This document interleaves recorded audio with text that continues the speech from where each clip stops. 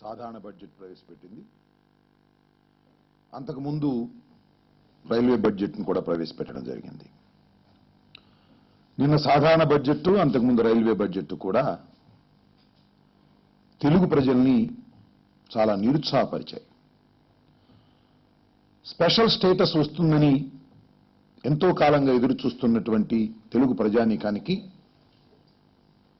Special status వస్తుందా రాదా అనే సందిగ్ధత ఇంకా తొలగకపోగా రాదేమోననేటువంటి భయాందోళనలు కలిగేటటువంటి పరిస్థితి ఏర్పడతా ఉన్నది. అలాగే పోలవరం ప్రాజెక్ట్ నిర్మాణం పూర్తయి 2018 కల్లా రాయలసీమకి అలాగే కృష్ణా డెల్టాకి అపారమైనటువంటి నీరు వచ్చి పంటలు సమృద్ధిగా పండుతాయని ఆశిస్తున్నటువంటి తెలుగు ప్రజానీకానికి నిరాశ కలిగేటటువంటి పరిస్థితి కనిపిస్తా ఉన్నది. అసలు పోలవరం ప్రాజెక్టు 2018 లోపు కాదు, అసలు పూర్తయ్యే అవకాశం ఉన్నదా లేదా అనే సందేహాలు కలుగుతూ ఉన్నాయి. అదేవిధంగా విభజన చట్టంలో చెప్పినట్టుగా ప్రత్యేక రైల్వే జోన్ వాల్టేర్లో ఇస్తామన్నది ఇచ్చే అవకాశాలు సన్నగిలుతున్నటువంటి పరిస్థితి కనిపిస్తూ ఉన్నది. టోటల్గా మొత్తంగా ఎన్డీఏ ప్రభుత్వం చేస్తున్నటువంటి పనుల వలన రాష్ట్రం మరింత అశ్రద్ధ చేయబడుతుందనేటువంటి భావన సర్వత్రా కలుగుతున్నటువంటి దశ. ఈ దశలో మళ్ళా చంద్రబాబు నాయుడు గారు మాట్లాడుతున్నటువంటి మాటలు కానీ, తాజాగా వెంకయ్యనాయుడు గారు మాట్లాడుతున్నటువంటి మాటలు కానీ చూస్తే విడిపోయిన ఆంధ్రప్రదేశ్ భవిష్యత్తు అగమ్యగోచరంగా మారేటటువంటి అవకాశం ఉన్నది అనేది అందరికీ బాధగా ఉన్నది. చిత్రమైన విషయం ఏంటంటే చంద్రబాబు నాయుడు గారు మాట్లాడుతూ అంటున్నారు, రెక్కలు విరిచేసి పరిగెత్తమంటే ఎలా పరిగెడతాం? పూర్తి నిరాశ కలిగించినటువంటిది కేంద్ర ప్రభుత్వం చేసినటువంటి కేటాయింపులు. కేంద్ర ప్రభుత్వాన్ని మేము వెళ్లి కలుసుకొని మాట్లాడతాము, ప్రజలు చాలా తీవ్రంగా అసంతృప్తిగా ఉన్నారు తెలుగు ప్రజలు అని చంద్రబాబు నాయుడు గారు మాట్లాడుతున్నారు. మంచిదే. ఇక్కడ గమనించవలసింది ఏంటంటే చంద్రబాబు నాయుడు గారు, మీరు ఎన్డీఏ ప్రభుత్వంలో భాగస్వాములనే విషయాన్ని మీరు మర్చిపోవద్దు. ఎన్డీఏ ప్రభుత్వంలో మీరు 2 మంత్రులు ఉన్నారు. అలాగే ఇక్కడ భారతీయ జనతా పార్టీకి సంబంధించిన వారు కూడా మంత్రివర్గ స్థానం మీరు కల్పించారు. మీకు ఎన్డీఏకి లేదా భారతీయ జనతా పార్టీకి విడదీయరాని బంధంతో మీరు ఇవాళ వ్యవహరిస్తున్నటువంటి మీరు ఈ విధంగా మాట్లాడడం సరైనటువంటి పద్ధతి కాదు. కేవలం మీ అసమర్థత వలన, మీ అశ్రద్ధ వలన కేంద్ర ప్రభుత్వం మీద తీసుకురావాల్సినటువంటి ఒత్తిడి మీరు తీసుకురావడంలో పూర్తిగా విఫలమవడం వలన ఈ పరిస్థితి తెలుగు ప్రజలకు ఏర్పడిందని అందరూ అనుకుంటున్నటువంటి అంశం. సహజంగా కేంద్ర ప్రభుత్వం బడ్జెట్ ప్రతిపాదన చేసే ముందు ఏ ముఖ్యమంత్రి అయినా ఏం చేస్తారు? మీ మంత్రులందరినీ లేదా మీ పార్లమెంటు సభ్యులందరినీ కూడా సమావేశపరిచి రాష్ట్రానికి ఏమేమి కావాలో అవి తీసుకురావడం కోసం వారితో సమావేశమయ్యి ప్రాధాన్యతలు నిర్ణయించి కేంద్ర ప్రభుత్వం మీద ఒత్తిడి తీసుకురావాల్సినటువంటి ఒక రాష్ట్ర ముఖ్యమంత్రి ఆ ప్రయత్నం ఏమైనా బడ్జెట్ ప్రవేశపెట్టే ముందు మీరు చేశారా అంటే శూన్యం. ఎక్కడా చేసినటువంటి దాఖలాలు కనిపించడం లేదు. పైగా ఇవాళ గొంతెత్తి ఏదో కేంద్ర ప్రభుత్వం మమ్మల్ని అన్యాయం చేస్తుందనేటువంటి మాట మాట్లాడి ముసలి కన్నీరు కార్చేటటువంటి ప్రయత్నం చంద్రబాబు నాయుడు గారు చేస్తున్నారు తప్ప దీనంతటికీ కారణం చంద్రబాబు నాయుడు గారు అనేది మా అభిప్రాయం. ఎందుకంటే చంద్రబాబు నాయుడు గారికి మోడీ గారు బలమైనటువంటి స్నేహాస్తం ఇచ్చారు.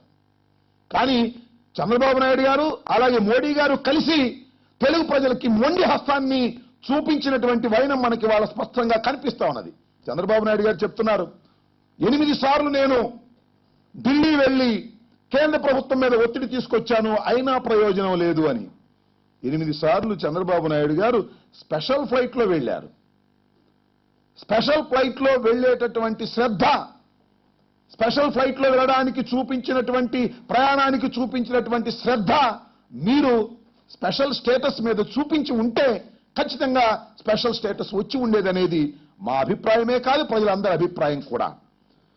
మీరు వాళ్ళ పోలవరం గురించి మాట్లాడుతూ ఉన్నారు. పోలవరానికి కేవలం 100 కోట్ల రూపాయలు కేటాయించారు. కానీ పట్టసీమ ప్రాజెక్టుకి మీరు 1300 కోట్ల రూపాయలు కేటాయించి టెండర్లు పిలిచేటటువంటి పరిస్థితికి మీరు వచ్చారంటే తెలుగుదేశం ప్రభుత్వం ఎన్డీఏ ప్రభుత్వం కూడబలుక్కొని పోలవరం ప్రాజెక్టు నీరుగార్చేటటువంటి పని మీరు ఉద్దేశపూర్వకంగా చేస్తున్నారు. మీరు ఎందుకు పట్టిసీమను తెర మీదకు తీసుకొచ్చారు? ఎందుకు కేంద్ర ప్రభుత్వం కేవలం 100 కోట్ల రూపాయలు మాత్రమే ఇచ్చింది? ఈ రెండింటికి ఉన్నటువంటి సారూప్యత ఏమిటి? కావాలనే మీరు పోలవరాన్ని నీరుగార్చే పరిస్థితి. ఇవాళ ఆందోళనకరమైన మాట వెంకయ్యనాయుడు గారు ఒకటి మాట్లాడారు.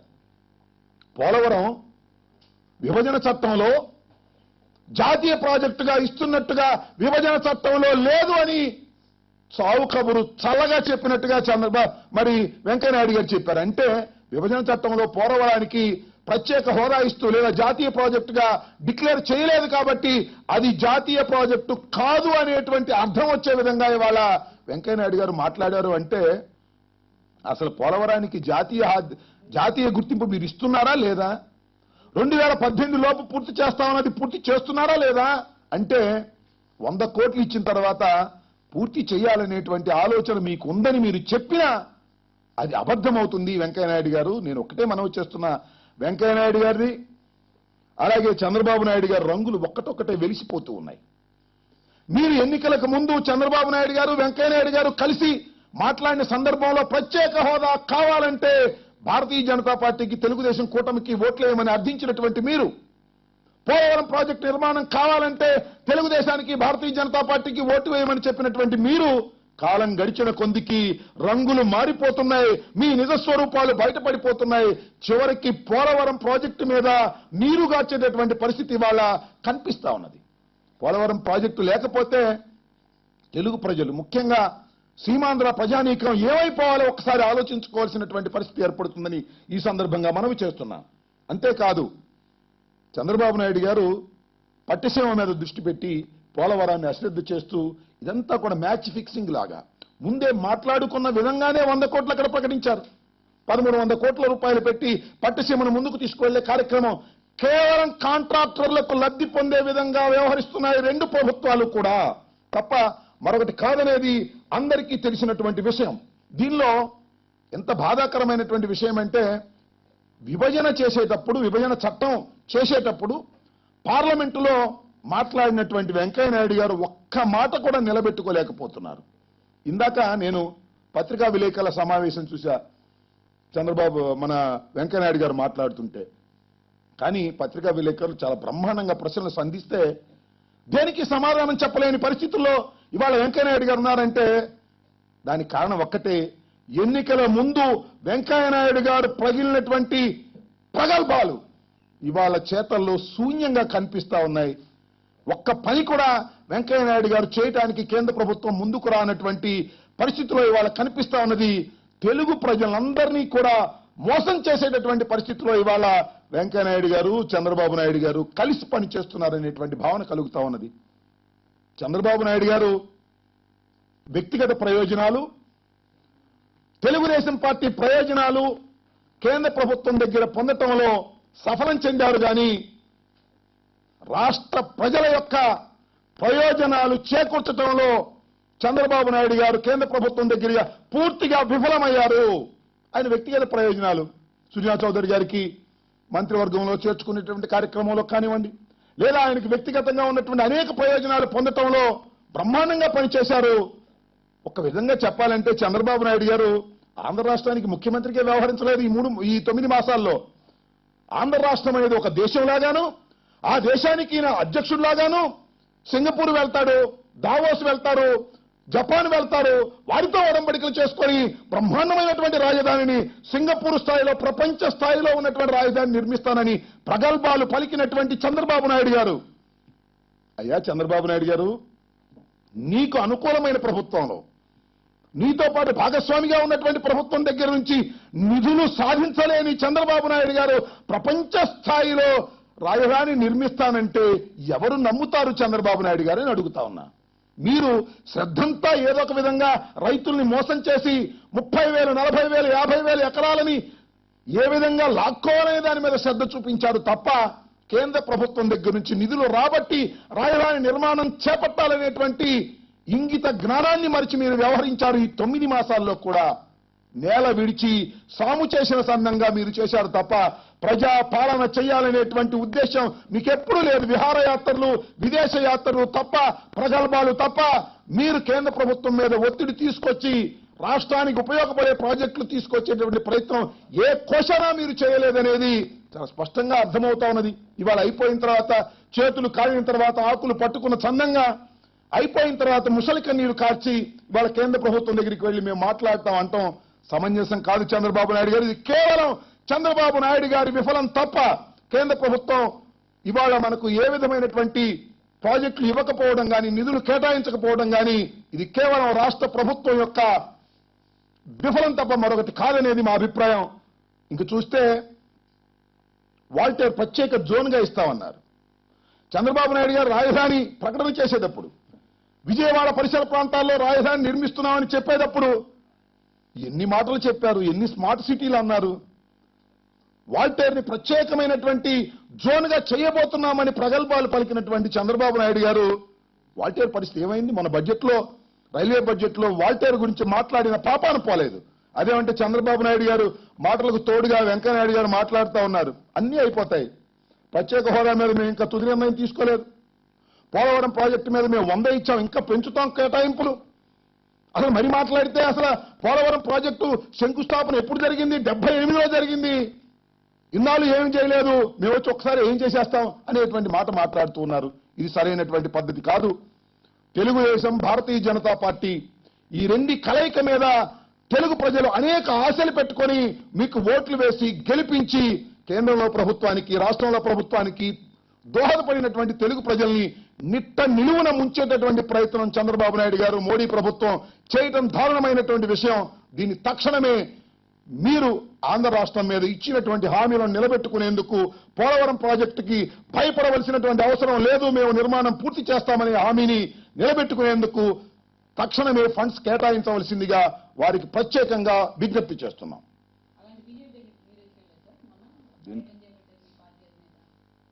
బీజేపీ అడిగితే తప్పేంటి? అదేమిటి? భారతీయ జనతా పార్టీ ప్రభుత్వమే. ఒక్క విషయం గుర్తుపెట్టుకోండి, కేంద్రంలో ఉన్నది ఏ ప్రభుత్వమైనా ఈ భారతదేశానికి సంబంధించినటువంటి ప్రభుత్వం. ఆ ప్రభుత్వం దగ్గరికి వెళ్లి కలవడం, విజ్ఞప్తులు చేయటం రాజకీయం. రాజకీయ పార్టీలు చేస్తున్నటువంటి పని అది. ప్రధాన ప్రతిపక్షంగా ఉన్నటువంటి వైఎస్ఆర్ కాంగ్రెస్ పార్టీ కేంద్రంలో ఉన్నటువంటి ఆర్థిక మంత్రిని, మోడీని, ఇంకా కేంద్రంలో ఉన్నటువంటి కీలకమైన మంత్రుల్ని కలుసుకొని వారికి ఇదిగో మాకు ఇది కావాలి, ఇది కావాలని డిమాండ్గా అడగటం తప్పెలా అవుతుంది? ఇది ప్రజాస్వామ్యంలో ఇది ఒక ప్రక్రియ. మా వాయిస్ని వినిపించడం కోసం మేము మోడీ గారి దగ్గరికి కూడా వెళతాం. ఈ రాష్ట్రానికి ఇది కావాలని మేము అడుగుతాం. That's not at all. అదేం రాంగ్ కాదు. మాకు వాళ్ళతో ఎలియన్స్ లేకపోయినా, చంద్రబాబు నాయుడు గారు బలమైన స్నేహబంధం ఉన్నా కేంద్ర ప్రభుత్వాన్ని కేంద్ర ప్రభుత్వంగానే చూస్తాం. ఆ ప్రభుత్వాన్ని అడుగుతాం, ఇప్పటికీ అడుగుతాం, డిమాండ్ చేస్తాం కూడా అని ఈ సందర్భంగా చెప్పదలుచుకున్నాం.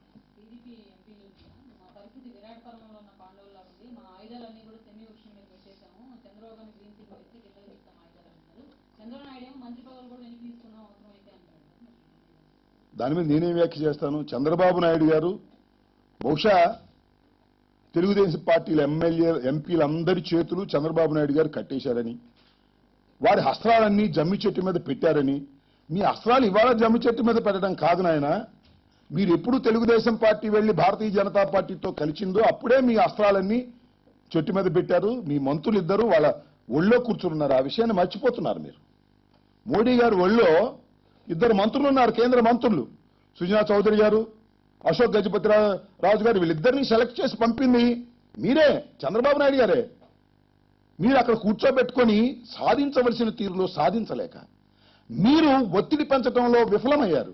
నేను ఒకటే అడుగుతా ఉన్నా, చంద్రబాబు నాయుడు గారు చాలా అనుభవజ్ఞుడు. ఆయన అవసరమైతే ఈ దేశాన్ని కూడా పరిపాలించగలిగిన సమర్థత ఉందని కొందరు చెబుతున్నారు. అది ఎంతవరకు నిజమో మనకు తెలియదు. ఆయన కేంద్ర ప్రభుత్వం బడ్జెట్ ప్రవేశపెడుతుంటే పార్లమెంట్ సభ్యుల్ని పిలిచి మాట్లాడవలసిన బాధ్యత లేదండి? పార్లమెంట్ సభ్యులందరూ వెళ్లి కేంద్ర ప్రభుత్వం మీద ఒత్తిడి చేయవలసినటువంటి బాధ్యత లేదా ప్రజాస్వామ్యంలో?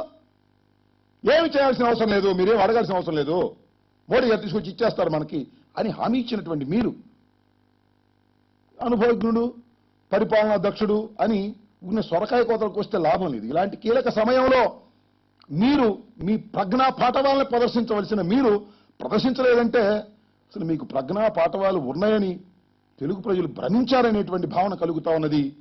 చంద్రబాబు నాయుడు గారు నిజంగా చెప్పాలంటే చాలా మంది అమాయకులు అనుకున్నారు చంద్రబాబు నాయుడు గారు చాలా సీనియర్ మోస్ట్, జుట్టంతా మెరిచిపోయినటువంటి మేధావి, ఎకనామిక్స్ లో బ్రహ్మాండమైన వ్యక్తి ఆయనే చెప్పుకున్నాడు. ఈ రాష్ట్రాన్ని పరిపాలించడానికి జగన్మోహన్ రెడ్డి గారి కన్నా అనుభవం ఉన్నవాడు, సమర్థుడు అని అమాయకులు నమ్మారు, ఓట్లు వేశారు. ఆ నమ్మకాలన్నీ ఉమ్మైపోతున్నాయి. చంద్రబాబు నాయుడు గారి రంగంతా వెలిసిపోతా ఉన్నది, నిజ స్వరూపం బయటపడతా ఉన్నది. ప్రజ్ఞా పాఠవాలు లేకపోగా వయసు మీరిన చాదస్తం పెరిగి చేయవలసిన పని చేయకోకుండా ఏవేవో మాట్లాడుతున్నాడు చంద్రబాబు నాయుడు గారు. పిల్లల్ని కనమంటారు, రాజధానిని సింగపూర్ లాగా చేస్తానంటారు, ఢిల్లీలో ఉన్న మోడీ మీద ఒత్తిడి తీసుకురారు కానీ జపాన్ మంత్రి గారితో ఇక్కడ హామీలు ఇప్పిస్తారు, సింగపూర్ వెళతారు. అస్తవ్యస్తమైన పాలన, అనుభవ రాహిత్యంతో కూడుకున్న పాలనగా కనిపిస్తుంది. అనుభవజ్ఞుడు చేస్తున్న వయసు పెరిగింది కానీ పరిపాలన దక్షత కనిపించటం లేదు. చంద్రబాబు నాయుడు గారు కాస్త వెనుదిరిగి చూసుకోండి, కాస్త తెలుగు ప్రజలకి అండగా ఉండేటటువంటి కార్యక్రమాలు చేయండి తప్ప ఊరికి స్పెషల్ ఫ్లైట్స్ లో వెళ్లి ఆర్భాటాలు చేసి సింగపూర్ పేరు చెప్పి జపాన్ పేరు చెప్పి ప్రజల్ని మోస చెయ్యవద్దు. ఎట్లా చూస్తారా? నేను ఎట్లాగో చూడను. బహుశా ఆయన ప్రశ్నించడానికి వెళ్ళాడేమో, రహస్యంగా గదిలోకి వెళ్లి చెవిలో ప్రశ్నించడానికి వెళ్ళి ఉండొచ్చు. ఏమని ప్రశ్నిస్తాడో తెలియదు. ఆయన ప్రశ్నించాలి అని అన్నారు కదా. ఈ మధ్య నేను చూశాను తుళ్లూరు పరిసర ప్రాంతాల్లో, బహుశా బేతపూడి అనే గ్రామంలో పవళ కళ్యాణ్ గారు మీరు ప్రశ్నించండి, మాకు అన్యాయం జరుగుతుంది, మేము మీ మాట నమ్మి చంద్రబాబు నాయుడుకి ఓటేశాం, చంద్రబాబు నాయుడు మా గొంతులు పిసికేస్తున్నాడు, మా పొలాలు లాక్కుంటున్నాడు, మీరు ప్రశ్నించకపోతే ఎలాగూ అని అక్కడ ఏదో ఉద్యమం చేసినట్టుగా నేను పత్రికల్లో చూశాను, టీవీల్లో చూశాను. బహుశా దాన్ని ప్రశ్నించడానికి వెళ్ళారేమో, రహస్యంగా చెవులో ప్రశ్నిస్తారేమో. లేకపోతే కొంతమంది అంటున్నారు ఎవరో రకరకాల ఊహాగానాలు, వాళ్ళ కలయిక మీద రకరకాల ఊహాగానాలు ఊహిస్తున్నారు. మనం కూడా ఊహాగానాలు ఊహించవలసిందే తప్ప చంద్రబాబు నాయుడు గారు ఆయనో లేకపోతే లోకేష్ గారో ఎందుకు కలిశామని చెబితే బాగానే ఉంటుంది. మరి వీళ్ళిద్దరూ కలిసి ఢిల్లీ వెళ్లి మోడీ గారి మీద ఒత్తిడి తీసుకొస్తారనేటువంటి మాట కొన్ని మీడియా ఛానల్ చెబుతున్నా. ఎందుకు కలిశారు మంచిదే అయ్యా, రాష్ట్రానికి ప్రయోజనకరమైనటువంటి పనులు చేయండి. మీ కలయిక ఎవడో కొంపముంచే కార్యక్రమాలు చేయకండి. మీ కలయిక రాష్ట్ర ప్రజలకి, తెలుగు ప్రజలకి ఉపయోగపడే విధంగా, పోలవరం ప్రాజెక్టు నిర్మాణానికి దోహదపడే విధంగా, రైల్వే జోన్ తీసుకొచ్చే విధంగా, స్పెషల్ స్టేటస్ తీసుకొచ్చే విధంగా మీ కలయిక ఉపయోగపడాలి తప్ప మీ కలయిక ఎవరినో ముంచే కలయికగా మారొద్దని మాత్రం ఈ సందర్భంగా వారిద్దరికీ మనవి చేస్తున్నాం. రాష్ట్ర ప్రజలు అయోమయంలో ఉన్నారు, గందరగోళంలో ఉన్నారు, భవిష్యత్తు మీద నిరాశాజనకంగా ఉన్నారు. కాబట్టి ఆశాజనకంగా ముందుకు తీసుకువెళ్లే విధంగా మరి అందరూ ప్రయత్నం చేయాలని ముఖ్యంగా వెంకయ్యనాయుడు గారు అలాగే చంద్రబాబు నాయుడు గారు ఇంతకుముందు అనే హామీలు ఇచ్చారు. ఎన్నికల్లో హామీలు నిలబెట్టుకునే ప్రయత్నం చేయమని ఈ సందర్భంగా వారిని కోరుతున్నాం. చూద్దాం. ఇంకా నిన్నే కదా బడ్జెట్ వచ్చింది. కానీ పోలవరం ఇంత నిరాశాజనకంగా నీరు గారుస్తారని మాత్రం ఎవ్వరూ ఊహించలేదు. చంద్రబాబు నాయుడు గారు కేంద్ర ప్రభుత్వం కలిసే ఒక కుట్రపూరితంగా దీన్ని చేస్తున్నట్టుగా అర్థమవుతుంది. ఎందుకంటే పట్టసీమకు 1300 కోట్ల రూపాయలతో టెండర్ పిలవడం కానివ్వండి, వాళ్ళు 100 కోట్లు చేయడం కానీ రెండు మ్యాచ్ అవుతున్నాయి. వీళ్ళిద్దరూ కావాలని పనిగట్టుకొని వ్యూహాత్మకంగా ప్రజల్ని మోసం చేస్తున్నారు. వ్యూహాత్మకంగా పట్టసీమను తీసుకొచ్చి పోలవరాన్ని నిర్వీర్యం చేస్తున్నారు, నీరు గారుస్తున్నారు. ఇది ఏమాత్రం తెలివితేటలున్నా ఎవరికైనా అర్థమవుతుంది. వీరేమో పట్టసీమను తీసుకొస్తారు, వారేమో 100 కోట్లు ఇస్తారు. వెంకయ్యనాయుడు గారేమో విభజన చట్టంలో దీనికి జాతీయ హోదా కల్పించలేదని చెప్తారు. ఈ మూడు కలిపి చూస్తే వ్యూహాత్మకంగా పోలవరం ప్రాజెక్టు మీద నీళ్లు జల్లారు. పోలవరం ప్రాజెక్టు నిర్మాణం జరగదేమో అనేటువంటి అనుమానం, భయం ముఖ్యంగా తెలుగు రైతాంగంలో కలుగుతా ఉన్నది. చాలా దారుణమైనటువంటి విషయం. దీన్ని పునరాలోచించుకోవాల్సిందిగా మోడీ ప్రభుత్వాన్ని, చంద్రబాబు నాయుడు గారి ప్రభుత్వాన్ని కోరుతున్నాం. ఇంకా నిర్ణయం తీసుకోలేదు. నిర్ణయం తీసుకుంటాం. నిన్నే బడ్జెట్ వచ్చింది. అవసరమైతే కేంద్రం మనం కలుస్తాం, ఒత్తిడి చేస్తాం, ఆందోళన కూడా చేస్తాం. జరుగుతున్నది అన్యాయం.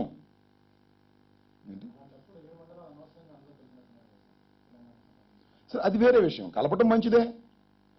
అక్కడ పోలవరం ప్రాంతంలో నేనేదండి పోలవరం ప్రాజెక్టు ఏ ముంపు గ్రామాలకు గురి అవుతాయో అవన్నీ ఒక ప్రభుత్వం కిందకు తీసుకొచ్చారు. పోలవరం ప్రాజెక్టు నిర్మాణం ఎప్పుడు జరిగినా కూడా అది కాదు ఇక్కడ అంశం.